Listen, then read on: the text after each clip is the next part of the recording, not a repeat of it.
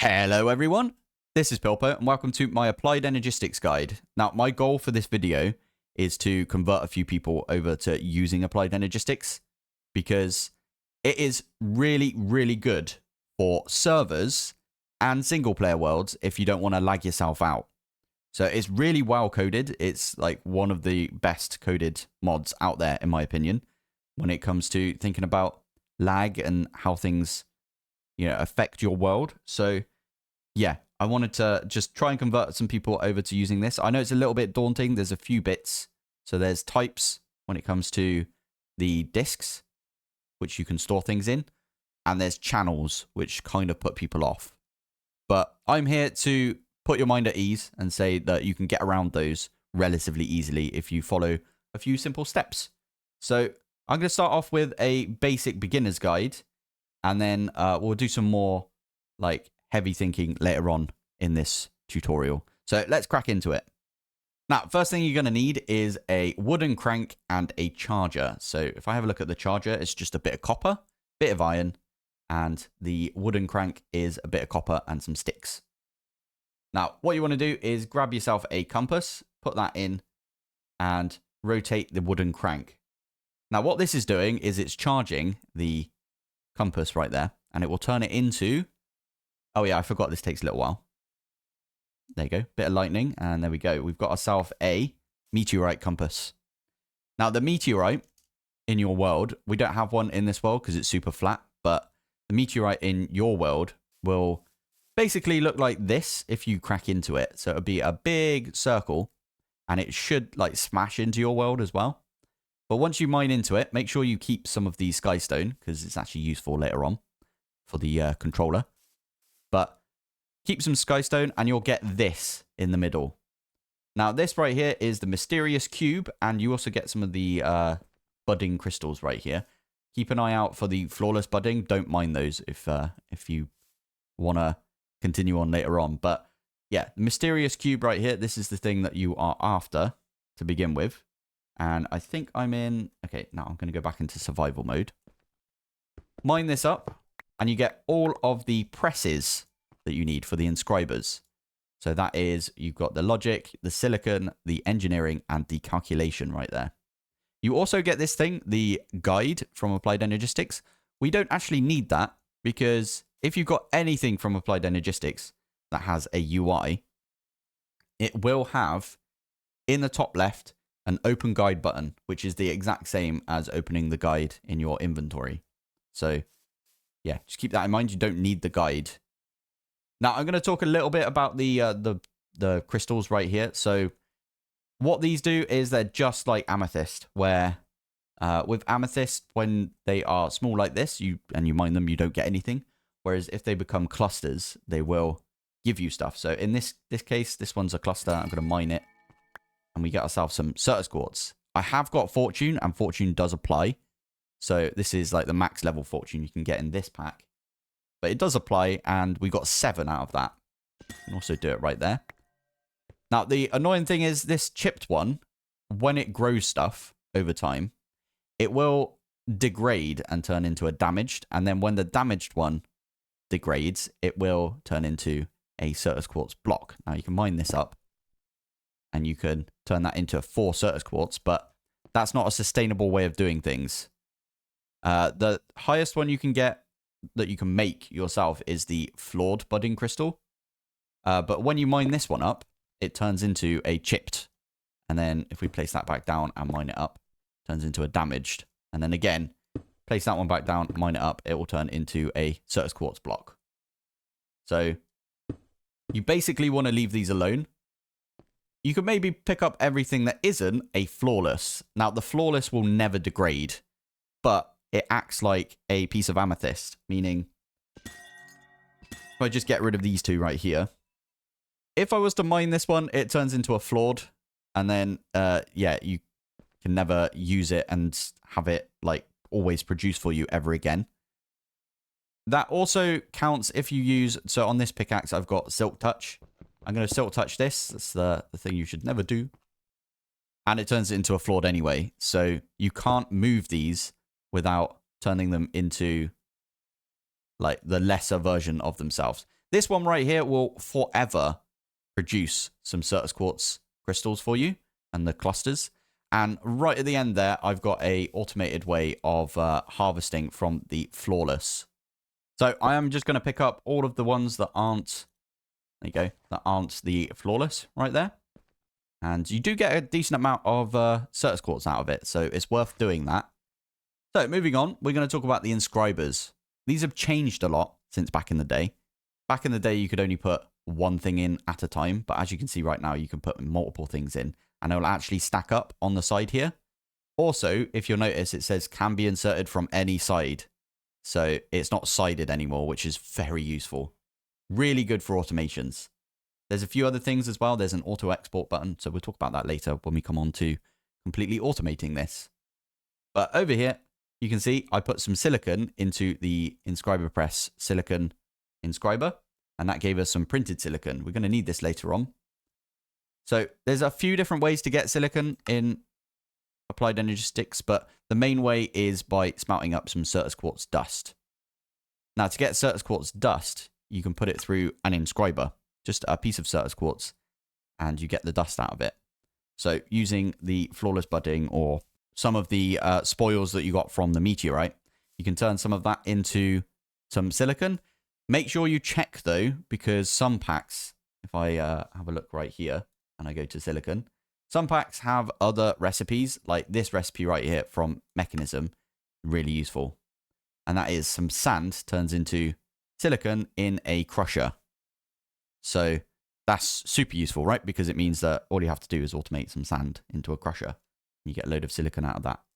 So yeah, keep that in mind. Make sure you use JEI to the best of your ability. So for that one, that was the silicon press. This one over here is the calculation, and that is the certus quartz one. So you stick a certus quartz in there. And it's worth noting as well, if I take out the printed calculation circuit, if I try and put a piece of gold in there, it won't let me. Shift click, nothing. It won't let you put it in there because it's not for that one. Gold is for the logic press. And the engineering press is diamonds. Now you need 3 of the printed engineering circuits. Let me grab the logic as well. If you want to make this tiny little setup right here, and this is the basic form of Applied Energistics that we'll go over in a second. Now, before we do that, let's talk about making these into processors. And you can put in any of these. I'm going to put the calculation in first. So this is why I have an empty one, because we can use the printed silicon and some redstone to make any of the printed circuits into their actual processors. So there we go, there's that one. And then finally, we've got the logic. Now you need all 3 of these types to make the one that I've got over here. So that is the crafting terminal, an ME controller, an ME drive, or a storage bus. So we'll go over each of those in a second. Before we do that though, we are going to need to talk about Fluix crystals. So before you actually move on and make some Applied Energistics, you are going to need to go to the Nether. And I'll show you why. And that is because, well, you need some nether quartz. You also need some glowstone. But to make some Fluix crystals, all you need to do is you need to put a piece of certus quartz into a charger. And we're going to charge that one up. Kind of wish I put some energy over here, but it's all good. If we charge that up, we should get the little lightning soon. There it is. And there it is. There's some charged certus quartz. Throw this into some water. So I've got a little pool of water right here. So I'm going to just Q. That is redstone, quartz, and some charged certus. And that turns it into some Fluix crystals. So these Fluix crystals are actually kind of handy because you need them for the ME controller. Now, remember, I told you to grab some skystone when you were at the meteorite. That is because you need it for the ME controller right here. This is the brain of the operation. So yeah, you definitely want to make this. You can also expand this and have multiple. I'll show you an example of that later on. So the recipe for this is 4 Fluix crystals, 4 skystone blocks. That is just skystone that you've mined up and smelted. And you need one of the engineering processors. So that is for the ME controller. The ME controller is the thing that you put power into. And I'm not going to go over power in this video, but just bear in mind that you want to just pipe it in basically. So if you've got, well, I'll tell you what, I could probably grab an energy cube and put it on the side here as well, and that would work fine. As long as it's on one of the faces of the controller, or if you've got a wireless way of doing it as well, that will also charge the controller. So there's many different ways. People always ask, how am I powering things? But I'm using the creative cube in this instance because we're not going to talk about power in this tutorial. Anyway, moving on, we've got the ME drive. So if I have a look at this recipe, this is why I said you needed a few of these engineering processors. And you also need some of this Fluix ME cable. Now you do get 4 with each craft.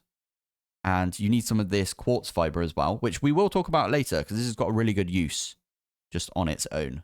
But yeah, you need some of this Fluix ME glass cable to make yourself a ME drive. And in the ME drive is where you can put a load of the storage cells. Now, this is one of the things that puts people off with Applied Energistics is that the storage cells themselves have types. Now, you can see in there that I'm using 27 of 63 types.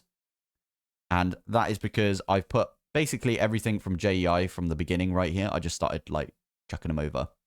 And I've also put in a few different representations of NBT. So in this case, the durability on this wooden pickaxe is 58 out of 59. And these two are 59 out of 59. So this is taking up a type. And so is this one. But if I was to use a second one of these, and if I'm in survival mode, and I mine two things just like that, and I was to put this in. So right now you can see that this is 27 still.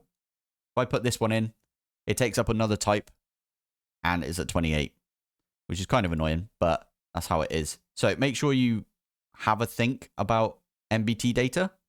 Now, all of these items right here, you can put multiple in. So if I put in like a ton, like let's put in 64 of these oak buttons. You see they've got 65 in there. That hasn't changed the type, but it has changed the bytes used. So we've got 236 in there. If I was to get like more oak logs as well. So 236, remember that number.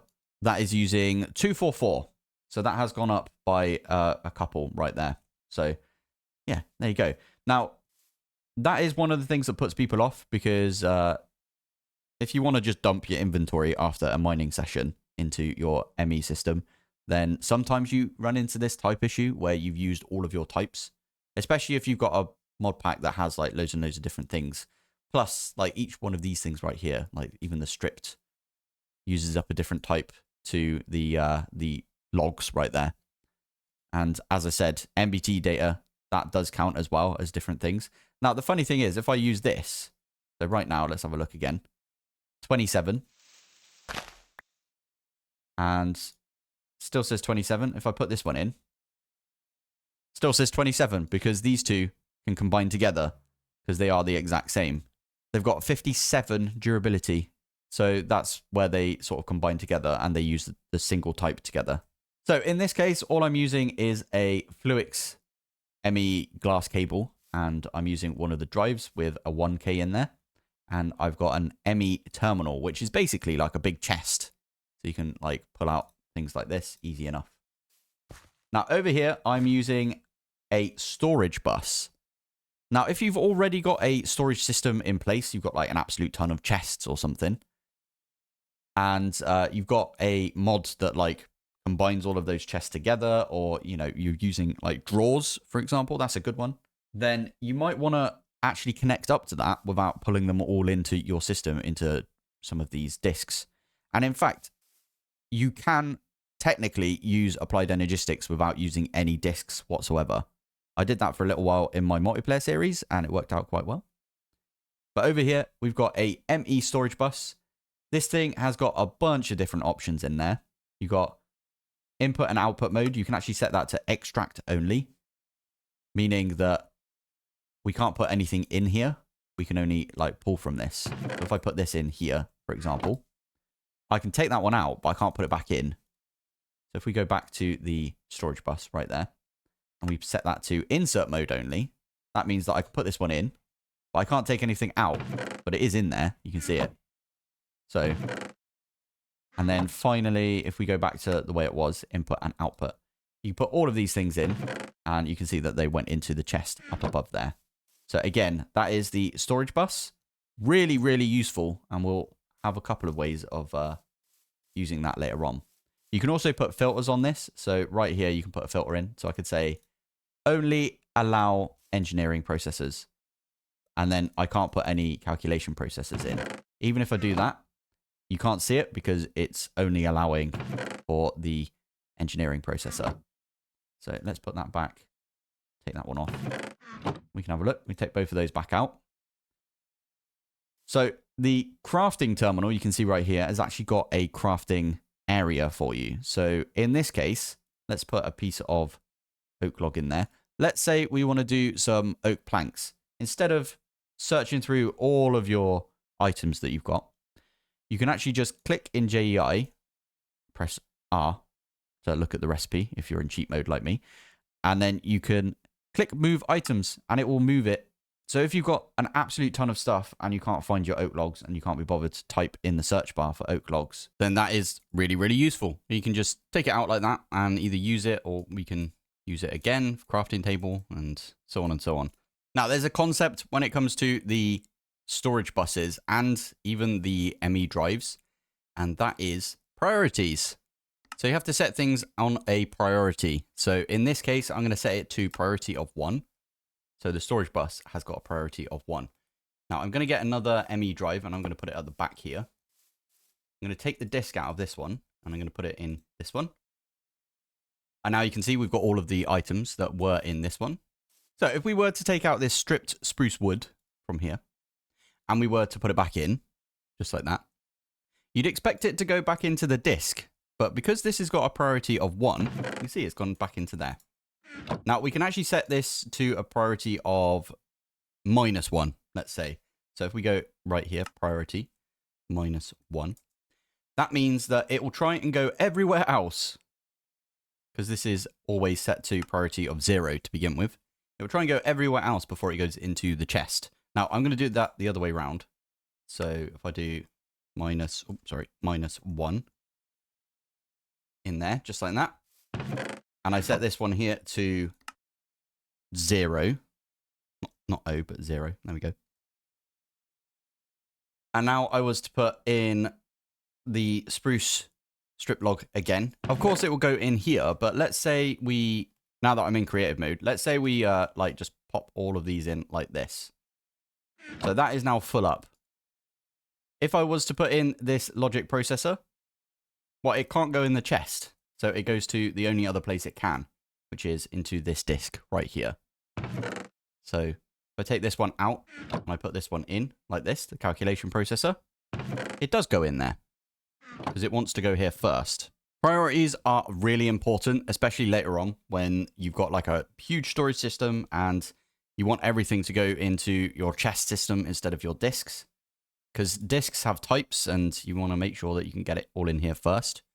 Priorities will save you from that. So yeah, make sure that you adhere to all of the different priority settings. I normally set mine to 9001 because it's over 9000. And then I normally set my drives to -1 because I want them to go there last. So that there is the basics, I'd say. That is the basics to Applied Energistics. That's how you get basically a huge chest and do all of your storage with Applied. Now, the other side of Applied Energistics is Autocrafting. So we're going to go over Autocrafting right now. So to start off with Autocrafting, I thought we would go through the exercise of Autocrafting all of the processors from Applied Energistics 2.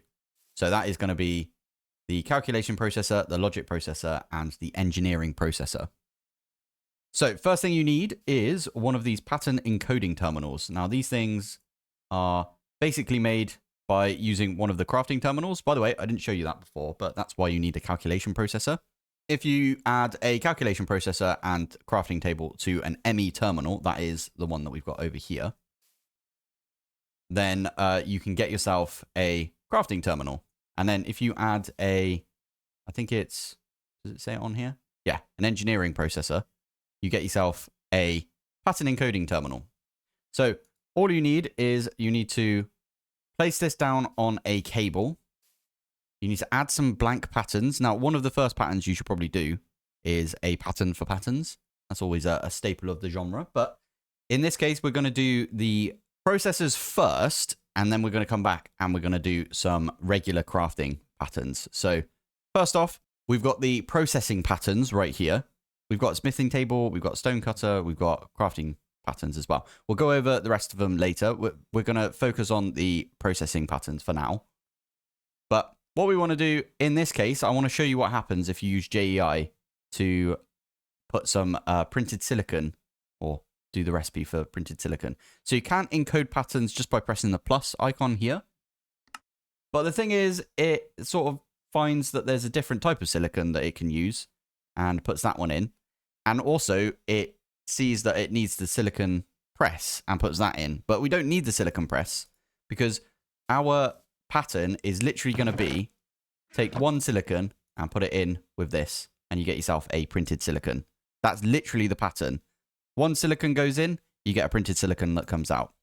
So that is going to be what we're going to put in here. So I'm just going to get silicon. I'm going to pop that in there. One silicon turns into a printed silicon. Now, I am on processing patterns over here, so you want to keep that in mind. And I've already done the pattern encoding, but if I take this one out and we pop that one back in over here, you can see that is the pattern that we get.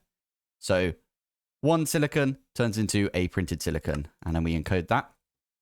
And then I'm going to put that in this thing called the ME pattern provider. So what the pattern provider does is the brain of the operation, that being the ME controller, will tell the pattern provider that it needs to go and craft something using one of the patterns it's got. So in our case, we're going to use the terminal to tell the brain to tell the pattern provider that we need to make a printed silicon. So if I do that really quick, it's going to send a silicon into the ME pattern provider, and then the ME pattern provider will put out to every single side that it can. So we could technically have a second inscriber on top of this if we wanted, right there. And as long as we've got a silicon press in there as well, this pattern right here will hold. So let's get a couple of stacks of silicon, and we'll do like 2 stacks. There we go. I've put in 128 silicon right there. Now, what I want to do is I want to do 128 silicon, printed silicon right there. So what that will do is, because that's over a stack and you can only put a stack in one inscriber at a time, it will try and put into both. So let me do this, and I'm going to say start. And then if we have a look over here, both of them are getting the printed silicons, or the silicon to turn into printed silicons. Now, there's a really handy dandy thing on the inscriber now, which is this thing, auto export. So right now, that is not actually fulfilling any of the criteria right there. What a processing pattern does is it assumes that a piece of silicon, if you send it to the pattern provider, will then somehow get a piece of printed silicon into the ME system again. But in this case, all it's doing is it's just putting the silicon in here and they're turning into printed silicon. We're not getting these back out. But that is because we haven't clicked on this auto export button. If I do auto export like that, and I do the same on the top one here, auto export, that will auto export back into the system. So it's basically saying, just put that back into the pattern provider right here. There is a return inventory. So the return inventory, you can put anything in there. I could put this iron pickaxe in there if I wanted, and it will put it back into the system. It's almost like an interface, which we'll talk about later. Now, in this situation, you can see that it's still going. We've got 7 left, and you can see them coming in. And you can see it's quite quick, and that is because I put some acceleration cards in. Now, these are quite expensive. You need a diamond per acceleration card, but they are super useful. And later on, when you've got a ton of diamonds, that's really useful to know about. Now, down here, I've got some crafting storage. The crafting storage is kind of complicated, but basically what it is if you were to store all of the ingredients for a craft beforehand, it needs somewhere to put those. So what it does is it uses a crafting storage. So for example, let's say we're going to make, I don't know, the logic processor, and we're going to make 12 of those. Now, we don't have any redstone or printed logic circuits yet because I haven't done those recipes. But let's say it needs to store 12 of the printed logic circuits, 12 of the printed silicons, and 12 of the redstone dust. Now, why it stores things is because, well, imagine you just say, okay, I want to take all my printed silicons out right there. I'm just going to take them out. And it's halfway through using those in a recipe. Well, you don't want that to happen, right? You don't want it to be like half the recipe is being done because it's still waiting on some printed silicon. So what it does is it just stores those away where you can't access them until the craft is finished. Anyway, I'm going to set up the recipes for the logic processor, the calculation processor, and we're going to do the engineering processor as well. So let's start with the logic processor. So I've already got this recipe. We need the printed logic circuit. So I'm going to do that right there. And all I'm going to do is get rid of the press because we don't need that in this recipe. All we're doing is sending gold into the inscriber, and we're expected to get some printed logic circuits out the other end. So that's all that that one is. We're going to do the same when it comes to the certus quartz for the printed calculation. And we're actually going to do the same for the engineering as well. So we're going to get rid of that. And we're going to have basically these three like that. We've already done the printed silicon one. Obviously, we swapped out the silicon from JEI. You can literally drag and drop. You can put anything you want in here. As long as it gets the recipe by the end, then everything is hunky-dory. And then finally, this one here is going to be, we're going to send a printed engineering circuit, a redstone dust, and a printed silicon into the empty one because it's got 3 slots open. Whereas we can't do it in this one because obviously it hasn't got 3 slots because that one is being taken up. So I'm going to put this one in there. And then this one here is the engineering. This one is the logic. And this one is the calculation. Calculation, logic, engineering. Perfect. So all I need to do now is let's get some gold and we'll do a bunch of logics. And let's get some redstone. I'm going to place all of these in like that. And I'm going to say, I want to make 64 of these logic processors. Now, if I hit next on this, you can see that it's going to take 488 bytes worth of storage from our crafting storage down here. So the crafting storage is going to be in use when we do this. And what that will do is you'll see that the gold goes away, the redstone goes away, and half of the printed silicon goes away. So let's do that. 64. We're going to hit start. And you can see they've all gone away because they're all stored in here. And you can see that they are actually being stored right there. Now, up here, you can also see that there's a crafting status. So it's telling you that it's actually going off and doing a second craft before it's going to do our logic processor craft. So that's really cool that it's going to do multiple things. If we had no printed silicon, it would also go off and do the printed silicon. Now, I did forget that I need to click the tick right there. And I'm also going to put the tick on that one. And now you can see all of the logic processors are coming in. I'm going to do the ticks on each one of these. Because what that one does, as I said, is it just exports back into the system. And there we go. We're getting ourselves some logic processors. And it's doing 2 crafts at once. And all we asked it to do is the original craft, which is the printed logic circuit, some redstone, and some printed silicon, right? But it's doing the prerequisite craft beforehand as well. So yeah, that is the basics of the processing patterns. Now let's talk about the crafting patterns. So a crafting pattern is basically the same as a processing pattern, except it uses this thing called the molecular assembler. And all this is a crafting table. You can literally think of it as a crafting table. And in fact, I am going to get some acceleration cards and we're going to put those in there as well. So that's got 5 acceleration cards and that will make it really quick at doing some crafts. Now let's do a crafting for a crafting table. So I'm going to say this right here. In fact, I'm going to specifically tell it that we're going to use oak planks So these ones, 1, 2, 3, 4. And they're going to be turned into a crafting table. So that is just a regular recipe right there. Now you can see right here, there's a few things. So we've got fluid substitutions. You could probably ignore that for now. We've got substitutions disabled for this recipe, meaning that it will only try and use oak planks.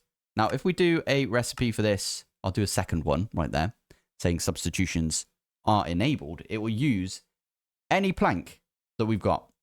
So if I pop that over here, and I'm going to put the crafting table in, I'll save the other one where it's got substitutions enabled for later. But this one, if I grab a stack of the oak planks right there, and I say, make me one crafting table, it'll be fine. And it will go off and it make us a crafting table. Just like that. This one doesn't even need to have the little check mark, the auto export. It always auto exports back into the pattern provider. Now, again, what you can do is you can have multiple of these. You can put another one on top, for example. You can put one on, not there, but on each of the face of this.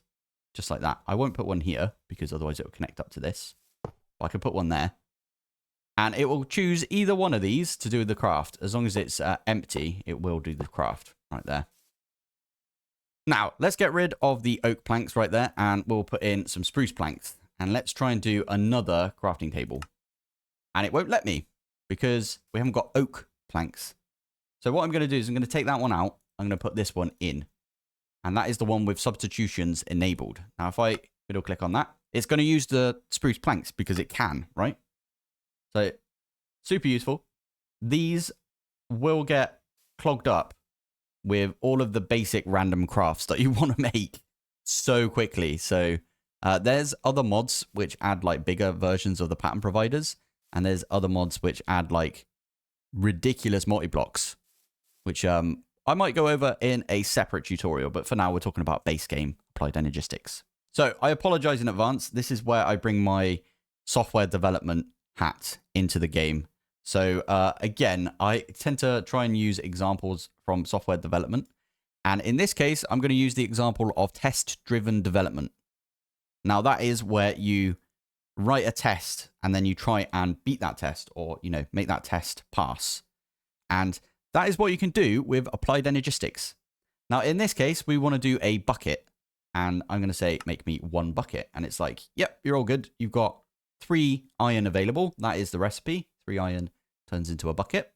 So we're all good. And I can hit start and it will make us that. Now, let's say I want to make 3 buckets. And I hit next.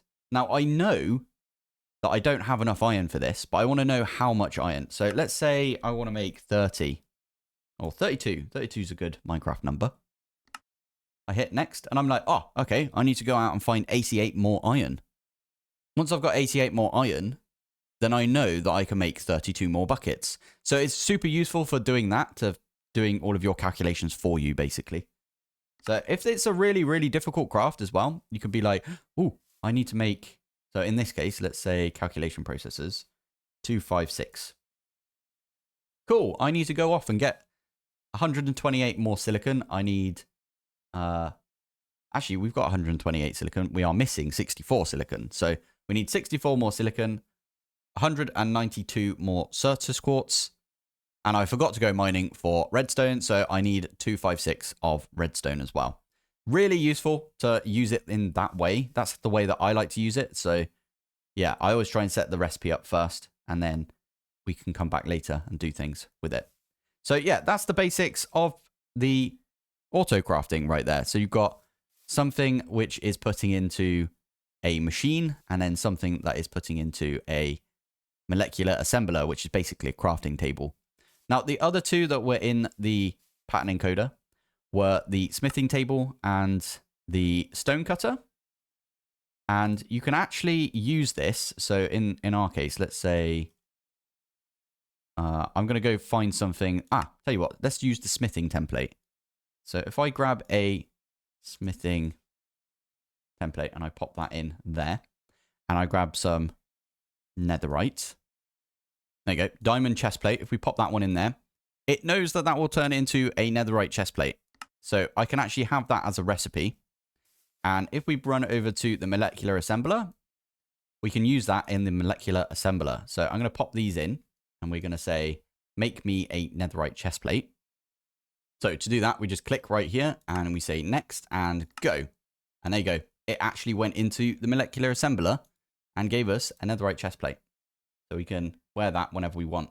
I am currently wearing the armor from the advanced AE, which is an add-on mod for Applied Energistics. So I'm not going to be putting that one on. But yeah, it's useful to know that the smithing template patterns also go into the molecular assembler. The same goes for the stone cutter.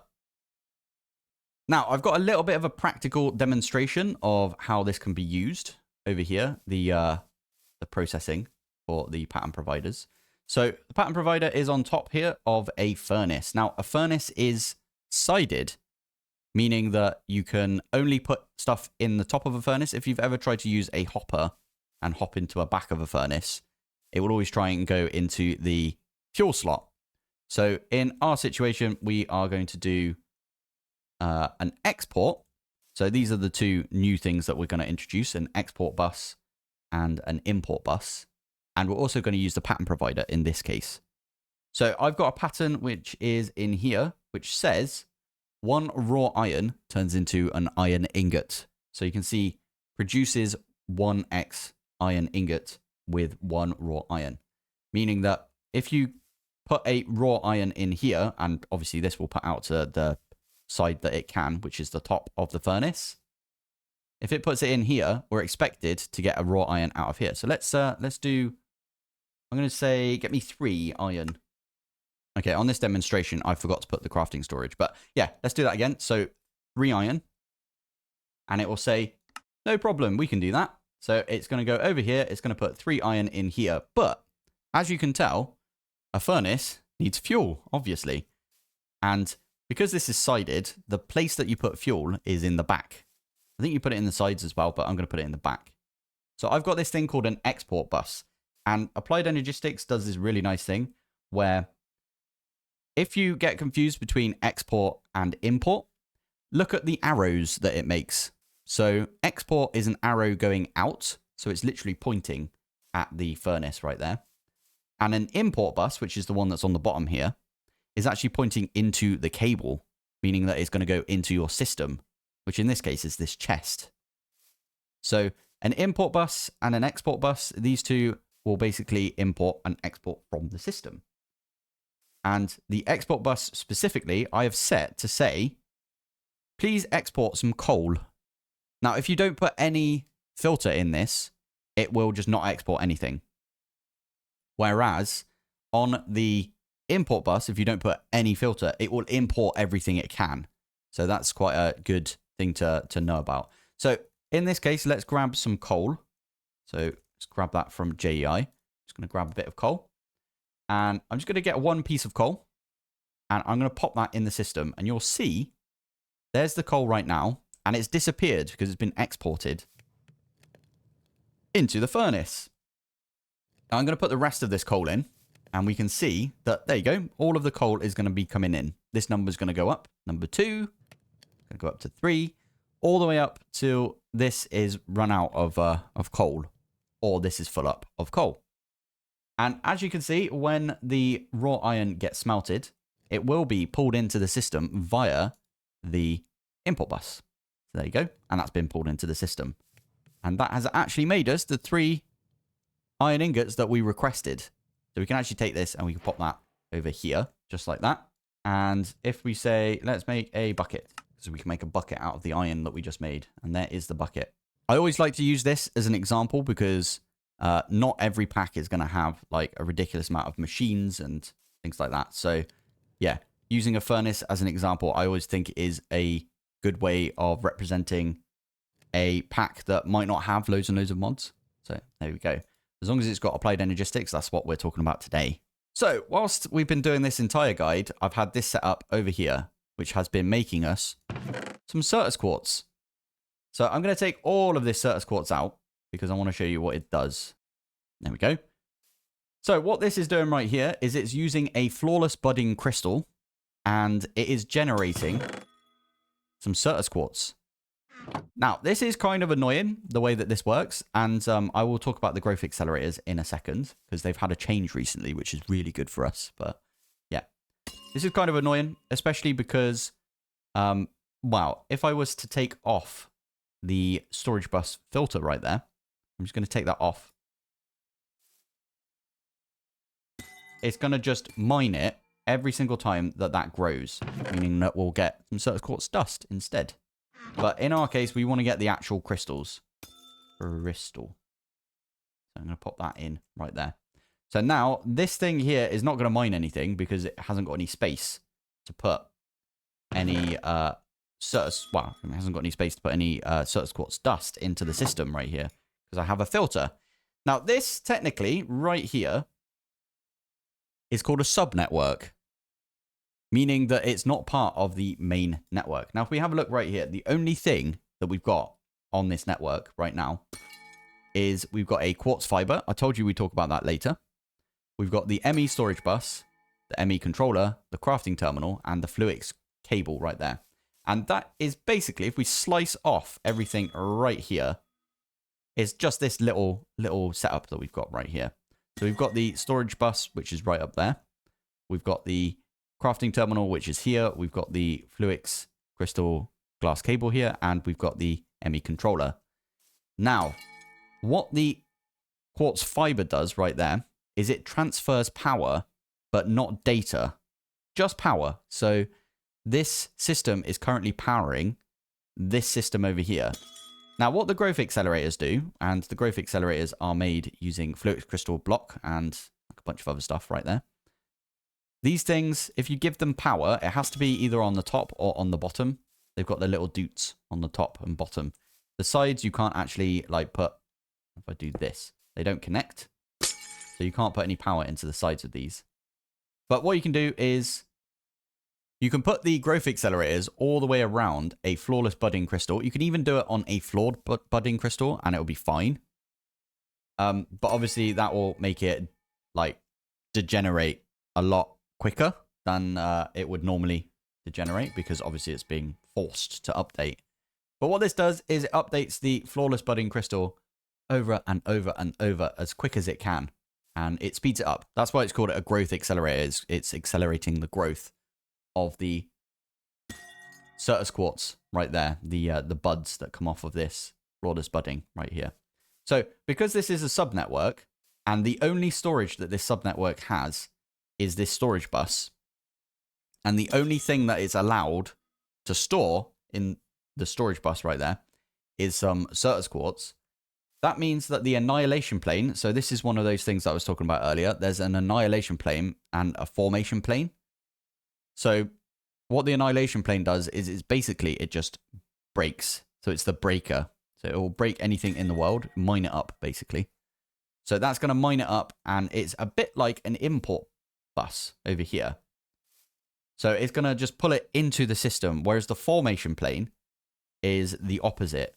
It's going to be an export bus, so it's going to export it into the world. If you've got a block on a formation plane, it will push it into the world, basically. But we're talking about the annihilation plane right here. The annihilation plane is actually mining whatever it can in front of it. There's no like UI to the annihilation plane. You can't like set a filter or anything like that. So you have to filter the storage with this. So in our case, we filter the storage, and the only thing this is allowed to store is the actual crystals itself. Because we could say, well, just store anything, and it would only mine these little tiny ones. It will be like, oh, it's got something to mine, and it will mine it. Oh, it's got something to mine, and it will mine it, like, straight away. But we want to wait for this to grow to be the big version of the crystal. Because if you mine this now, you'll only get the dust, and we're waiting for it to be the cluster. Now, in fact, what I can do is let's just grab, I don't know, suspicious stew, and say the suspicious stew is the only thing in there that you're allowed to mine. It'll grow up. That's the large version. And then finally, it'll get to the certus quartz cluster.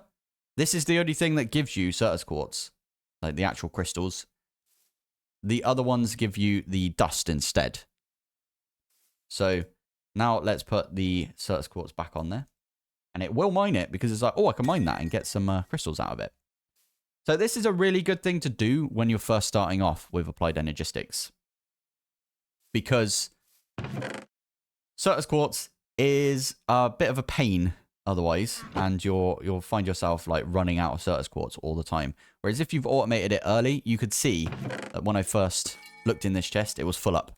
And that is just because as I've been talking, it's been mining away. Try and put this as far away as you can from your base, because it's kind of annoying, breaking it every so often. The sound it makes does get on your nerves after a while, I will admit. So, yeah. So there we go. Now, I'm going to talk about channels now. And we're going to set up a little example of some channels. In fact, I don't have to set up a little example of channels because I've got it over here already.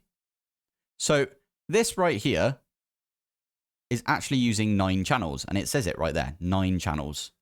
Each one of these cables that you see, these Fluix ME glass cables, can transfer 8 channels. Now, in this cable right here, these do count, by the way. So the pattern provider, they each count as a channel themselves, and they also pass channels through them. So in this case, this cable is connected to the top of the ME controller. It's got a pattern access terminal, which I haven't actually talked about yet, but yeah, we could talk about that. If I open that one up, it allows you to see all of your pattern providers on the system that you've got. So yeah, this is a cool bit of kit.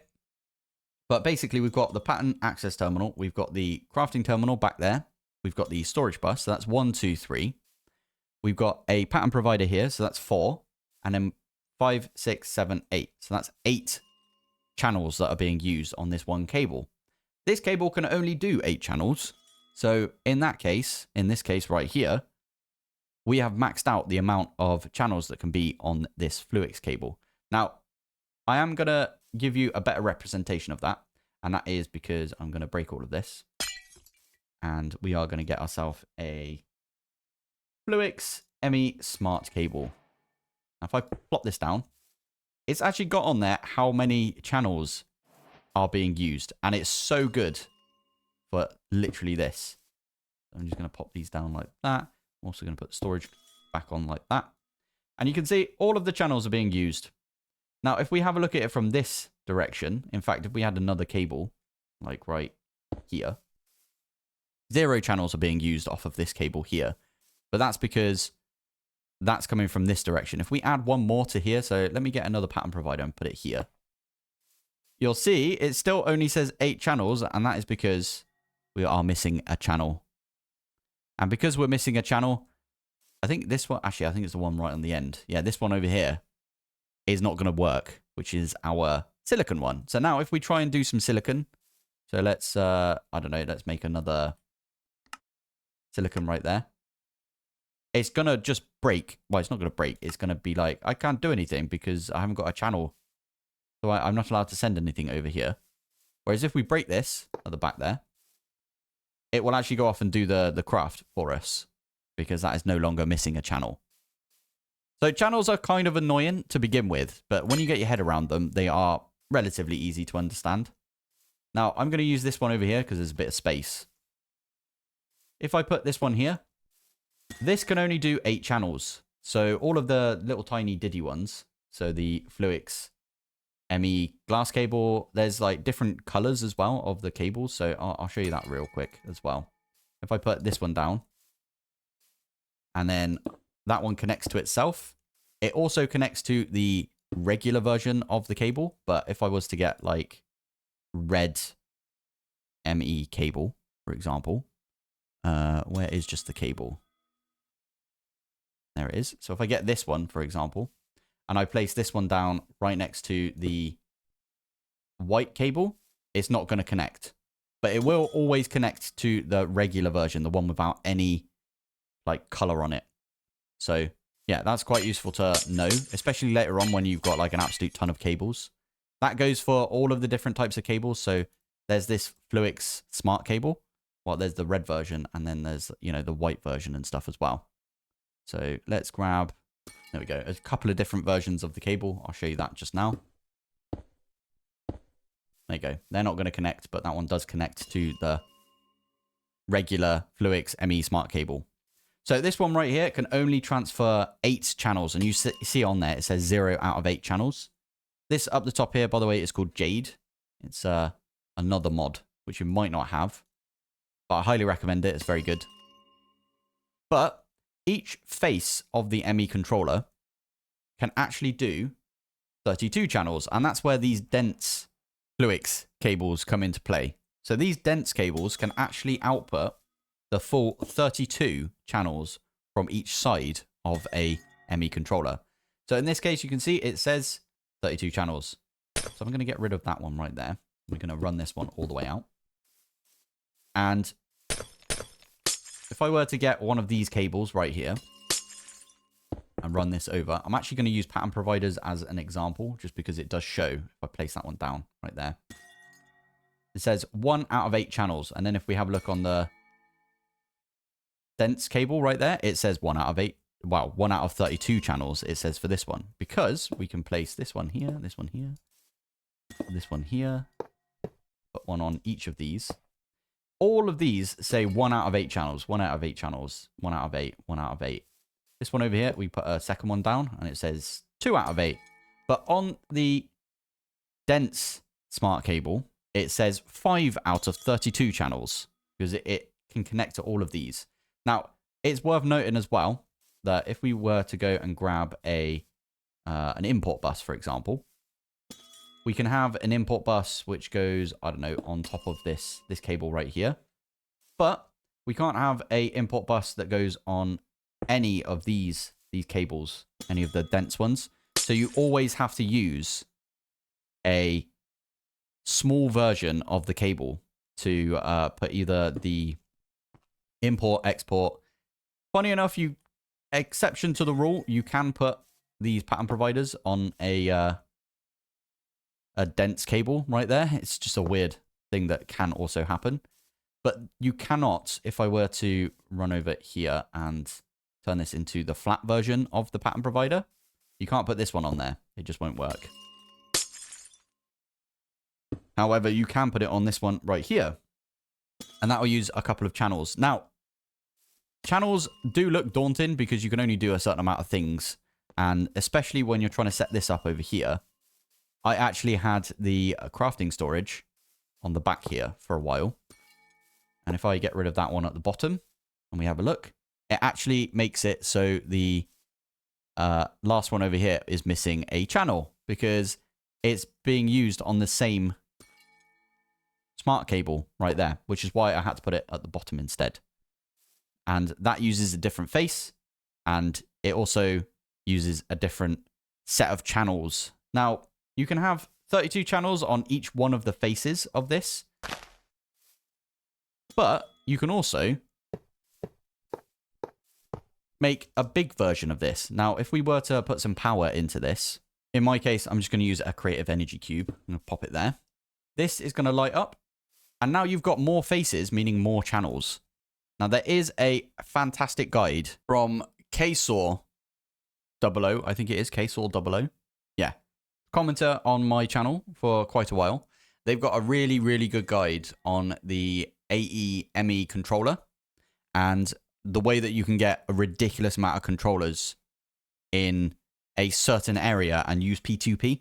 Very, very good. I would say try and master the basics before you get into using P2P, but I will cover P2P later on. Okay, I'm actually at the point where I can cover P2P right now, so I'm going to do that. Now, this is going to be a weird example, but let's get a P2P. Now, a P2P is basically a tunnel, or, you know, the portals from Portal 2, or, you know, whichever portal that you've been playing, where you have like a face of it up against another thing, and you can go between the two. That's how I always think of it, is like it's a portal. Now, I can use this, and I can say this P2P right here is going to be on this line right here. And let's say, yeah, we'll come out this way a little bit. I am going to do another P2P right there. We need a memory controller or a memory card. Memory card, which is one of these bad boys. You want to run over to this one over here, shift right click. And that has now been set as, what is it? D359.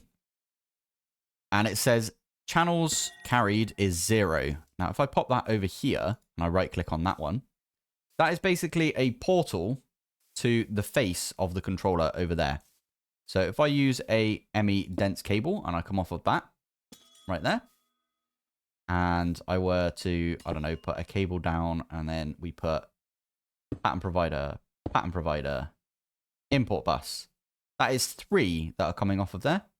Now, this right here does take up a channel on this line right here. So ignore the P2P for now. It takes up a channel on this line. So we've got 9 things on this line. So 1, 2, 3, 4, 5, 6, 7, 8, and then this one up here, 9. So this is one of the channels that is being used, but it's being used to transfer 32 channels from over here because it's using the face of this ME controller. So this can be really useful, especially if you've got a huge controller like this. Or actually, that's not that big. Definitely go watch K-Saw's video because it's amazing. But yeah, if you can get the biggest controller that you can, which I think it can be up to 7x7. Again, go and watch K-Saw because it's so good. But you can use a P2P on almost every single one of the faces of the ME controller. And then that way you can have a P2P to the face of the controller wherever you are. So if you need more channels, say you've used your 32 channels up, or you've got 31 channels and you're like, oh, I need another 32. You can just place down a P2P tunnel, use a dense cable coming off of the P2P, and there you go. You have got yourself a way of accessing this face right here. So for my final trick, I've been doing this quite a bit in my multiplayer series recently. I am going to set up a way of not using any channels, but using applied energistics like a pipe from the pipes mod, or a logistical transporter from the mechanism mod, or EnderIO's also got like a cable or a conduit that does the same thing, an item transfer. So the way that I'm going to do this is I've got a white cable right here. I'm only using white because it's a different color. We don't need to use like any of the same color. I am going to use my system that I've got over here already as the way of powering this, because as we said before, you can power stuff using the quartz fiber. So I'm going to do that. I'm going to get it off of here. Now, the other thing you can do is use a acceptor, energy acceptor, one of these things. Now, I'm going to use this one first, and then I will break this cable and we'll put down an energy acceptor instead. I think that'd be quite useful. But yeah, all you need to do is have a storage bus. So I'm going to put a storage bus on the side of this chest. So this right now has got 1 channel. And then I'm going to put an import bus on that side. Now, if I put my whole inventory into here, you can see it's being transferred over to here. And this is not taking up any channels on our system, because technically this is a mini, tiny little system that we've got right here. Now, you can only have 8 channels on one of these tiny systems, but yeah, really useful. You can basically have no controller and it still work. On the side like that, that will still, if I grab all of these back out and put them over into this one, got nothing to do with any of our applied energistics systems over here. And it is still being imported and put into here. So there we go, because it's using the energy from this. So that is the main thing to take away from this. If you want to use your cables as a way of transferring items without using any of the channels on your system, then as long as they've got power, so in our case, we're using the energy acceptor, but you can also use the quartz fiber, just like we're using over there for this system, this little subnet that we've got. As long as it's got power, it will still work. So I just thought I'd show you K-Saw's controller right here. It looks so cool. Make sure you go check out that video. I'm going to call it here for now. If you've got any questions, please let me know. I do comment back to every single comment that I get. Thank you for watching. Thanks for joining, and have a happy Christmas if you celebrate. Bye.